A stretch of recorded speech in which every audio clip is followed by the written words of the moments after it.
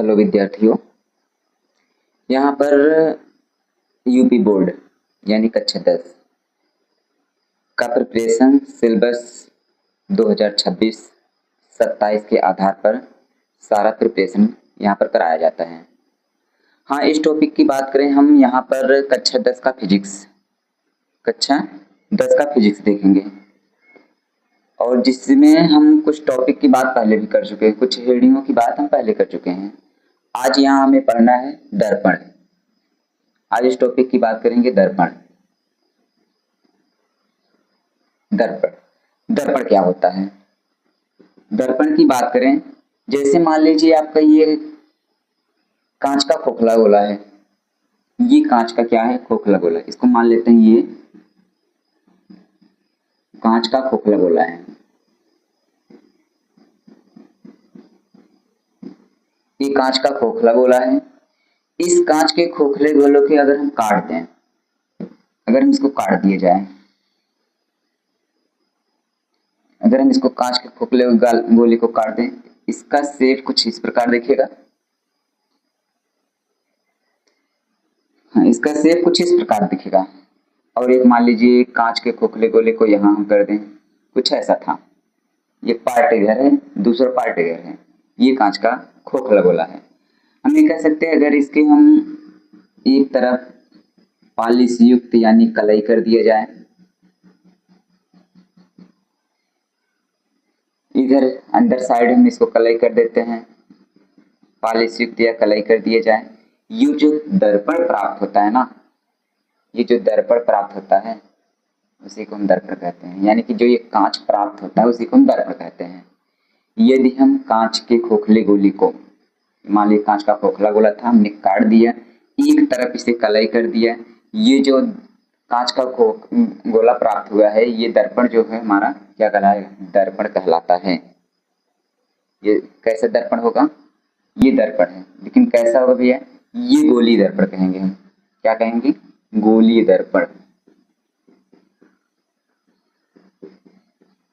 ये जो दर्पण प्राप्त होता है इसे हम गोलीय दर्पण कहते हैं, क्योंकि ये गोला के रूप में था। पहले ये क्या था? ये गोला था, इसको हमने काट दिया, काटने के बाद इस प्रकार प्राप्त हुआ।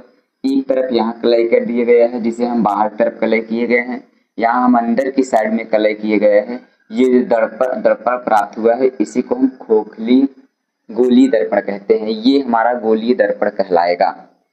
हम बात करते हैं इसकी परिभाषा की।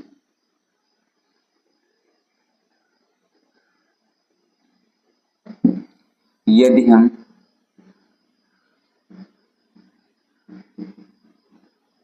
कांच के खोखले गोले को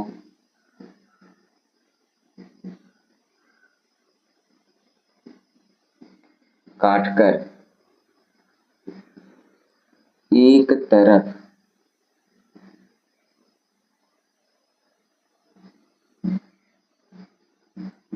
कलई कर दें तो प्राप्त दर्पण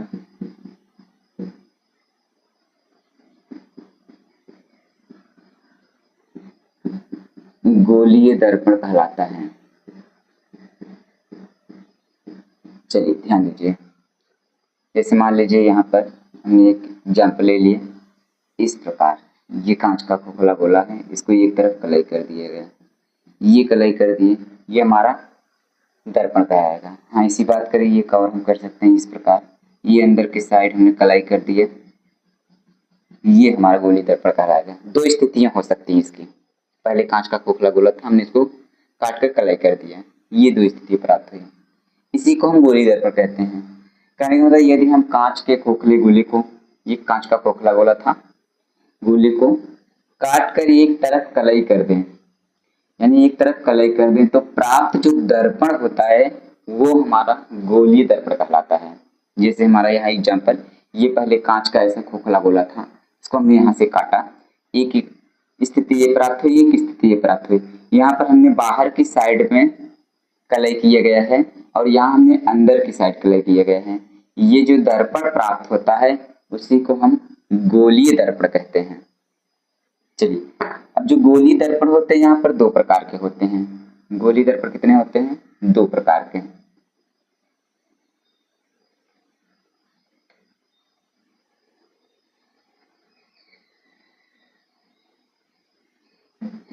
गोली दर्पण 2 प्रकार के होते हैं। गोली दर्पण 2 प्रकार के होते हैं। बात करते हैं दोनों प्रकार की, जिसमें हमारा पहला है अवतल दर्पण। पहला है अवतल दर्पण। हाँ, बात करें अवतल दर्पण की, जैसे हमने ये कि कांच की खोखला गोला लिया था, इस प्रकार खोखला गोला की। हाँ, जो हमने ये कलई की बाहर की साइड में, ये बाहर की साइड में हमने कलई की है, ये बाहर साइड कलई कर दिए गए हैं। जो बाहर की साइड में कलई कर दिए गए हैं, यानी हम कह सकते हैं अंदर वाला जो भाग है उसको परावर्तक बना दें। क्या बना दें? अंदर वाले भाग को क्या बना दें? परावर्तक।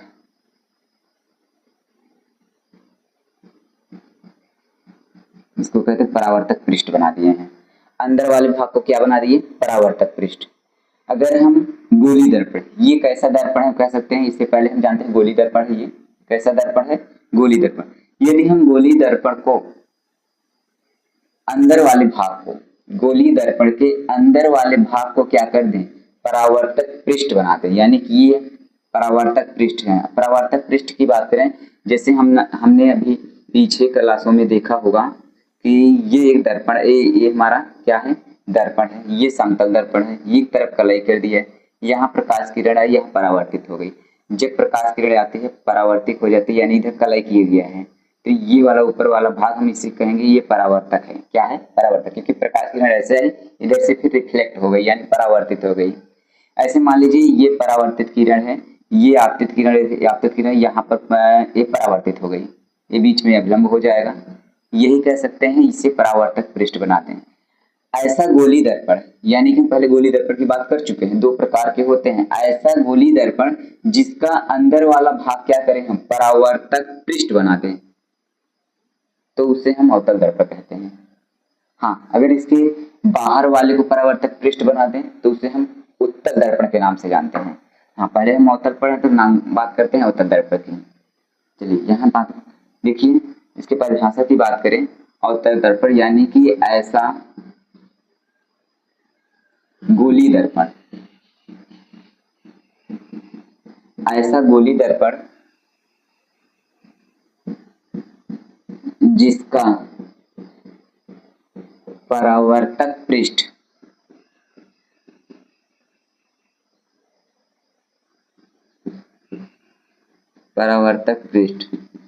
अंदर की ओर दबा होता है। ये परावर्तक पृष्ठ इसे अंदर की ओर क्या होता है? दबा होता है, उसे अवतल दर्पण कहते हैं, उसे अवतल दर्पण कहते हैं। चलिए यहाँ देखिए, मान लीजिए ये एग्जाम्पल, जैसे हमारा ये गोली दर्पण है, ये बाहर की साइड हमने क्या किया? बाहर की साइड हमने इसको कलई कर दिया, ये बाहर की साइड कलई कर दिया। ये वाला भाग हमने क्या बनाया इसका? इसे हम बना दिए परावर्तक, ये परावर्तक पृष्ठ बना दिए। ये हमारा जो गोली दर्पण है इसे हम अवतल दर्पण के नाम से जानते हैं। कहने का मतलब, ऐसा गोली दर्पण जिसका परावर्तक पृष्ठ अंदर की ओर दबा होता है, यानी ये परावर्तक पृष्ठ है, ये अंदर की ओर क्या है? ऐसे अंदर की ओर ये दबा हुआ है, तो उसे अवतल दर्पण कहते हैं। ये हमारा अवतल दर्पण प्राप्त हुआ। हाँ, बात करते हैं उत्तल दर्पण की। ये आगे उत्तल दर्पण,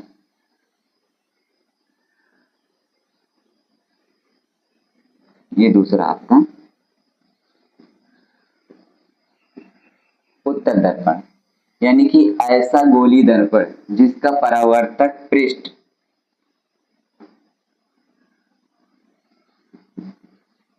बाहर की ओर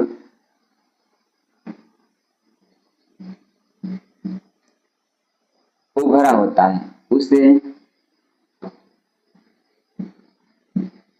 उत्तल दर्पण कहते हैं। हाँ, जैसे एग्जाम्पल की बात करें, जैसे मान लीजिए ये हमने बनाया,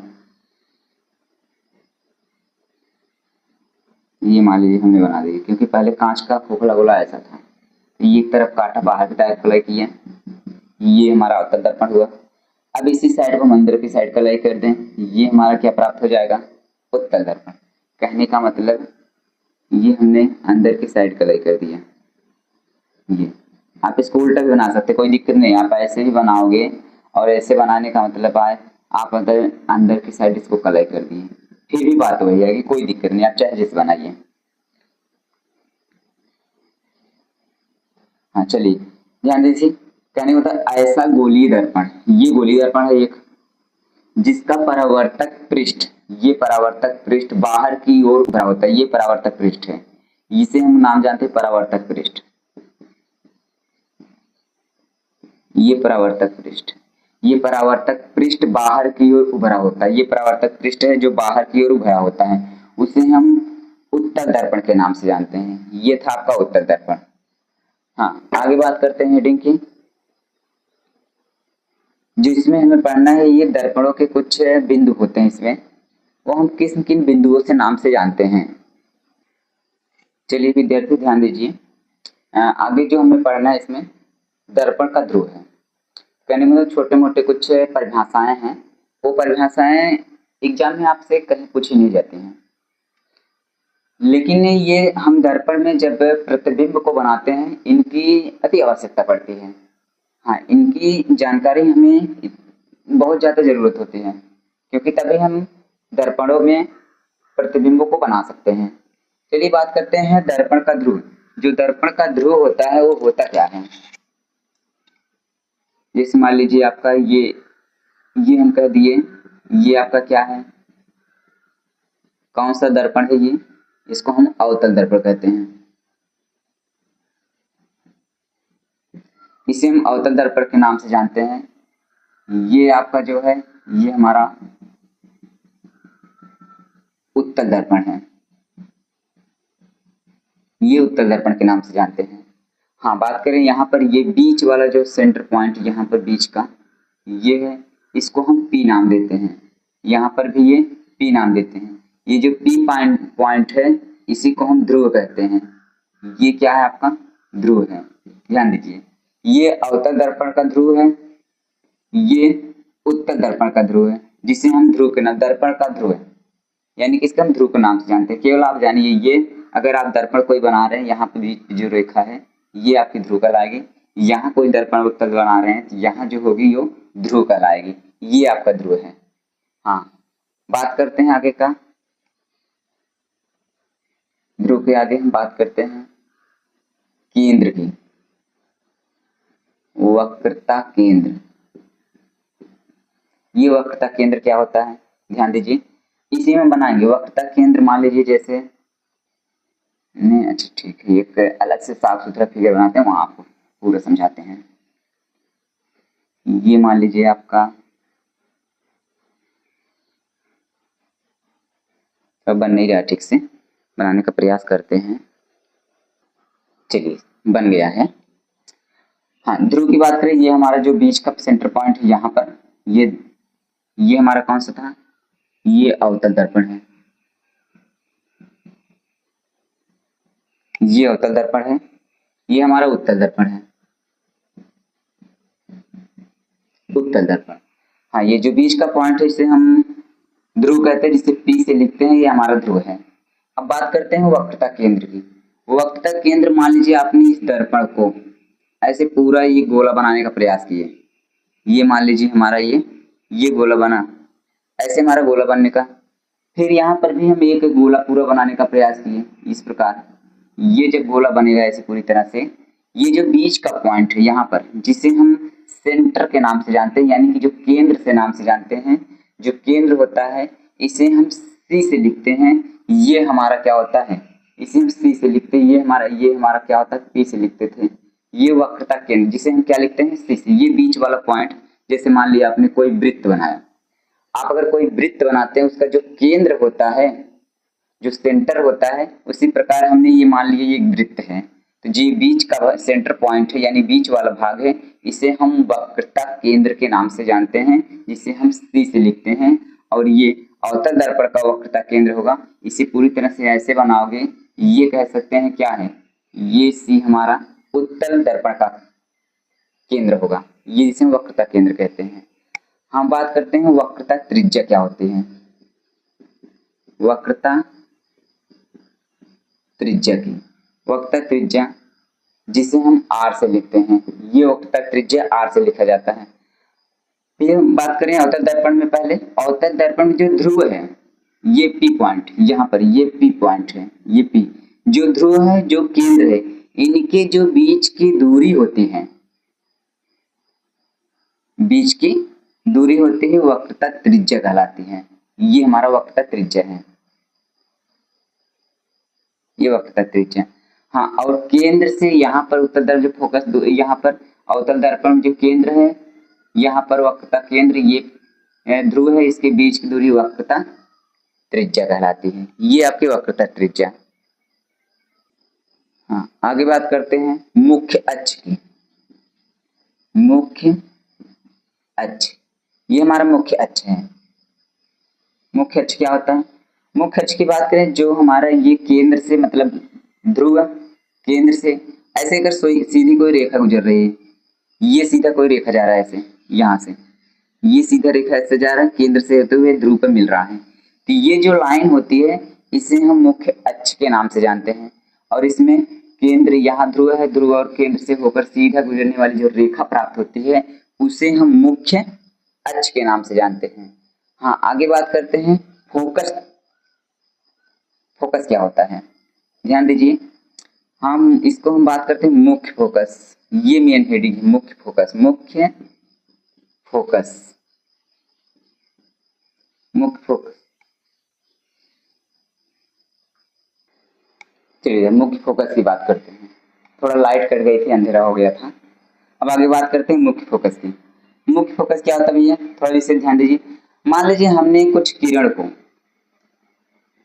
ये कुछ किरणों को ऐसे ले गए हैं, यहाँ पर ऐसे ले जा रहे हैं, ऐसे ले जा रहे हैं मुख्य इसमें, और यहाँ से ये परावर्तक पृष्ठ हमने माना है अंदर की साइड में। अगर ये परावर्तक पृष्ठ है, अगर मुख्य अक्ष के ये जब किरण जा रही है, यहाँ से क्या होती है ना, ये परावर्तित होती है। जैसे हमारे दर्पण में ऐसे आया, जो हमारे जो समतल दर्पण पर थे, ये आपतित किरण हो गई, यहाँ पर परावर्तित हो जाती है ऐसे। ऐसे मान लीजिए आपतित किरण है, यहाँ पर परावर्तित होकर ये कहाँ से गई, मान लीजिए ये रेखा यहाँ से गुजर गई ऐसे, ये इस पॉइंट से, ये भी परावर्तित पृष्ठ हो गई, यहाँ से गुजरी परावर्तक होकर, ये भी परावर्तक हो गई, यहाँ से गुजर गई, ये परावर्तक यहाँ से गुजर गई। कहने मतलब ये जिस बिंदु से गुजर रही है, मुख्य अक्ष की जो रेखा होती है, जिस बिंदु से गुजर रही है उसी को हम फोकस कहते हैं, एफ, मुख्य फोकस एफ के नाम से जानते हैं।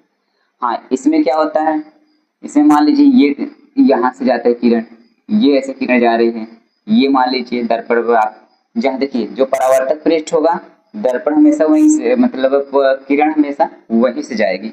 ये हमने यहाँ से किरण को दिखाया है, ये किरण दिखाया, यहाँ देखिए परावर्तित होकर ये इधर ही परावर्तित हो गई, लेकिन ये ना इसकी जो किरण है, हमें लग रहा है ये मुख्य फोकस पे ऐसे जाना चाहिए, ये परावर्तित होकर ऐसे गुजर जाएगी, लेकिन ये पीछे की तरफ जाएगी, ये इधर हो गया, ये भी इधर जाएगी ऐसे, ये रिफ्लेक्स हो गया, मतलब ऐसे या फोकस पे, ये फोकस पे जाकर मिलते हुए प्रतीत होंगी। देखिए इसमें अवतल दर्पण में क्या होता है, अवतल दर्पण में जो परावर्तित होती है किरणें, जो परावर्तित किरणें होती है वो मुख्य फोकस से गुजरती हैं, तो हमारा मुख्य फोकस होता है। परावर्तक के बाद जिस बिंदु से गुजरती है, ये कह सकते हो। परावर्तन, आपतित किरण गई, परावर्तित हुई, परावर्तक के बाद यानी कि परावर्तित के बाद जिस बिंदु से होकर गुजरती है उसे हम मुख्य फोकस के नाम से जानते हैं। हाँ, इसमें क्या होता है उत्तल दर्पण में, हाँ उत्तल दर्पण जो आपतित किरण गई यहाँ परावर्तित हो गई, ये आपतित किरण, ये आपतित जो किरण जाके दर्पण पर फोकस हो रही है, पड़ रही है, उसे हम आपतित किरण के नाम से जानते हैं। ये आपतित किरण यहाँ दर्पण पर पड़ी और पड़ने के बाद ये इसका परावर्तित हो गई, जब परावर्तित हुई तो परावर्तित इधर हो गई, बात सही है, लेकिन ये मुख्य फोकस पर आती हुई प्रतीत हो रही है, ऐसा जाना चाहिए था ना, किरण को ऐसा जाना चाहिए था, लेकिन वो जाते नहीं। लेकिन मुख्य फोकस पे आती हुई क्या होगी, ये प्रतीत होगी, लगेगा वहां पर आएगी, प्रतीत होगा, प्रतीत कह सकते हैं। इसलिए ये सिर्फ हमारा किसमें होता है, उत्तल दर्पण में होता है। हाँ, अब ध्यान दीजिए, बहुत ज्यादा हेडिंग नहीं है, ये हमारा हेडिंग है फोकस दूरी। क्या होता है, ये लास्ट इसमें है फोकस दूरी। हाँ, फोकस दूरी की बात करें, जो ध्रुव है, ये जो ध्रुव होता है, ये फोकस होता है, इनके जो बीच की दूरी होती है इसी को हम फोकस दूरी कहते हैं। और ये जो ध्रुव है, ये जो पी है, इनके बीच की जो दूरी होती है इसको हम फोकस दूरी कहते हैं। और फोकस दूरी को हम कह सकते हैं कैपिटल एफ से लिखा जाता है। कैपिटल एफ, छोटा एफ, क्योंकि चलिए इसमें हम कैपिटल एफ इसको नाम देते हैं, कैपिटल एफ इसको नाम देते हैं। फोकस दूरी है जो हमारा, ये हम कह सकते हैं स्मॉल एफ से लिखा जाता है। चलिए, हाँ इतना बात थी, ये हमारा फोकस है कैपिटल एफ के नाम से, ये मुख्य फोकस दूरी है हमारा स्मॉल एफ के नाम से। हाँ, आगे हेडिंग नहीं है, बस इतने ही है, ध्यान दीजिए।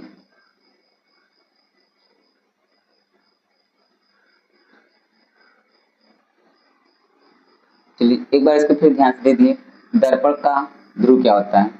दर्पण का जो ध्रुव है इसे हम पी से लिखते हैं। ये दर्पण हमने बनाया, अवतल दर्पण ऐसे, ये हमने उत्तल दर्पण बनाया। ये जो बिंदु है दर्पण का, ये जो बिंदु बनेगा, ये इसी को हम ध्रुव के नाम से जानते हैं, जिसे हम पी अक्षर से लिखते हैं। हाँ, आगे बात करते हैं वक्रता केंद्र। ये वक्रता केंद्र है, इसे सी से लिखते हैं। ये जो अवतल दर्पण है, जो अवतल दर्पण का जो ये केंद्र बनेगा, हमने दर्पण को ऐसे पूरा अगर बनाने का प्रयास करेंगे, पूरा बनेगा, जो ये केंद्र बनेगा उसी को हम वक्रता केंद्र कहते हैं। ये दर्पण हमने पूरा गोला बनाया, और जो ये केंद्र बनेगा, जो बीच का भाग है, वही हमारा वक्रता केंद्र कहलाता है। हाँ, आगे बात करते हैं वक्रता त्रिज्या की। ये वक्रता त्रिज्या है, वक्रता त्रिज्या को हम आर से लिखते हैं। हाँ, जो ध्रुव है और जो केंद्र है, इन्हीं की पूरे बीच की जो दूरी होती है उसे हम वक्रता त्रिज्या आर कहते हैं। ये ध्रुव है, ये वक्रता केंद्र है, ये इसकी जो बीच की दूरी है जो आर से लिखा जाएगा, वही हमारा वक्रता त्रिज्या होता है, ध्रुव और केंद्र के बीच की दूरी। मुख्य अक्ष की बात करें, जो पी पॉइंट ध्रुव है, जो वक्रता केंद्र है, ऐसे जो रेखा सीधा रेखा गुजर रही है उसे हम मुख्य अक्ष के नाम से जानते हैं। ध्रुव और केंद्र से सीधा ऐसे रेखा जो गुजर रही है इसे हम मुख्य अक्ष के नाम से जानते हैं। ये हमारा मुख्य अक्ष है, ये मुख्य अक्ष रेखा कहते हैं। हाँ, मुख्य फोकस की बात करें, मुख्य फोकस यानी कि जो आपतित किरण आई दर्पण पर परावर्तित होने के बाद, जो दर्पण पर परावर्तित होने पर जिस बिंदु से होकर गुजरती है उसे हम मुख्य फोकस के नाम से जानते हैं। यहाँ पर किरण गई, यहाँ पर परावर्तित होकर जो लग रहा है जिस बिंदु पर आते हुए प्रतीत होंगी, यहाँ इसमें प्रतीत होती है, जिस बिंदु पर, एक बिंदु पर आते हुए सभी किरणें प्रतीत होगी उसे हम मुख्य फोकस एफ के नाम से जानते हैं। अब फोकस दूरी क्या है, हाँ भैया, दर्पण का जो ध्रुव है और जो मुख्य फोकस है इसके बीच की दूरी है उसी को हम फोकस दूरी कहते हैं। यहाँ पर ये फोकस है, ये ध्रुव, इसके बीच दूरी हमारा फोकस दूरी कहलाएगा। ये था हमारा छोटे मोटे बिंदु से जिससे हम प्रतिबिंबों को बनाएंगे। ये चीज अति आवश्यक है, आपको याद करना है, इसको रिवीजन करके रखिएगा, तभी आपको प्रतिबिंब जो बनाएंगे समझ में आएंगे। तो जो प्रतिबिंब बनाएंगे, यानी कि जो प्रतिबिंब बनेगा, इमेज बनेगा गोली दर्पण में, हम अगली वाले क्लासों में पूरा डिटेल से हम सीखेंगे किसमें कितने बनते हैं। हाँ, एक बात करें तो जो आपका ये अवतल दर्पण होता है ना, इसमें अवतल दर्पण में 6 बनते हैं, 6 प्रतिबिंब बनते हैं। और कैसे बनते हैं, कब बनते हैं, कहाँ बनते हैं, सारी बातें अगली वाली क्लास में होगी। और जो उत्तल दर्पण होता है इसमें 2 प्रतिबिंब बनते हैं, और 2 प्रतिबिंब कैसे कहाँ कब बनेगा वो सारी बात आगे क्लास में करेंगे। तब तक के लिए हम यहाँ क्लास से समाप्त कर रहे हैं।